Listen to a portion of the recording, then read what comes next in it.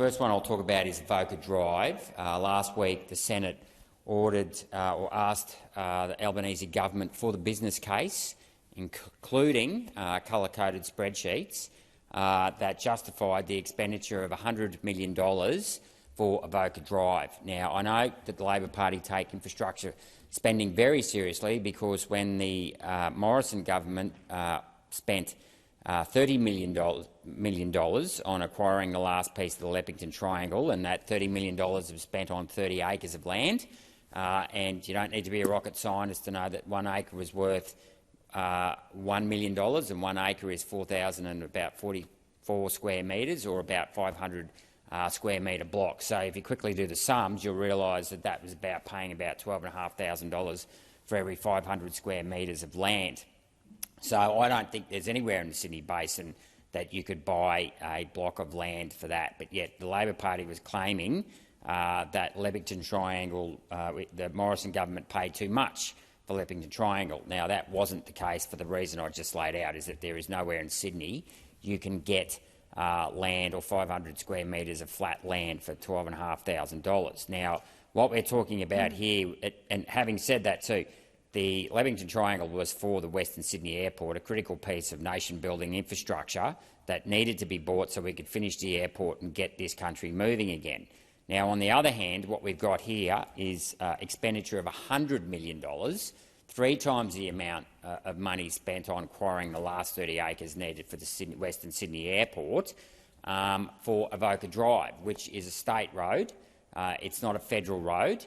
There was the now federal government, the then opposition, committed $30 million to that road on a 50-50 partnership with the New South Wales government at the last election, and then suddenly last year in January 23 it's now gone and allocated another $70 million. Now, this piqued my interest because I know that the Morrison government was strewn over the coals for spending $30 million on the Western Sydney Airport. So my question, and I might add, my former colleague, still friend, Senator Bridget McKenzie, was strewn over the hot coals for her colour-coded spreadsheet. So I think it's only fair that the Labor Party also provide their business case for spending $100 million on a state road, and particularly the $70 million increase in funding that wasn't matched by the New South Wales government.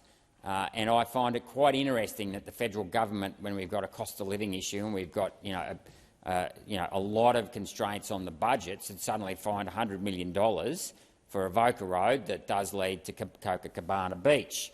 And you can draw your own conclusions there.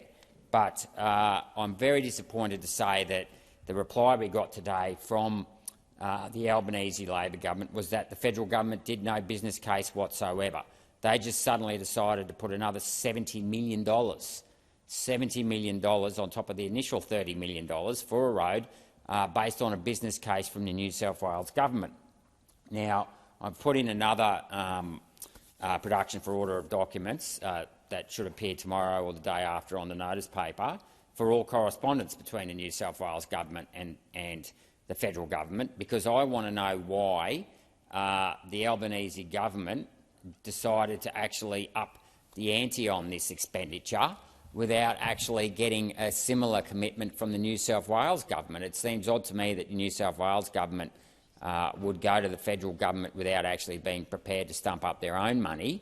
Or, did the Albanese government go to the New South Wales government and say, look, we need to build this road? The New South Wales government turned around and said, no, we don't. Or we only need to put in $30 million each. Why did the Albanese Labor government decide to put an extra $70 million into this road that leads to Copacabana Beach and to the very house that the Prime Minister has recently bought? Now, there needs to be answers on this particular issue and this particular funding, and we need to see the business case. And I want to see the federal government's business case. They claim they didn't do one. Well, my question is, why didn't the federal government do a business case? Because at the end of the day, it's the taxpayers' money. It's the taxpayers' money paid to the federal government. So they should have a business case. They just can't tick and flick off on a New South Wales government business case, especially when the New South Wales government wasn't prepared to put in more than $30 million. So I think the federal Albanese Labor government needs to come very, very clean on this, very, very clean, because I'm starting to smell a bit of a whiff here.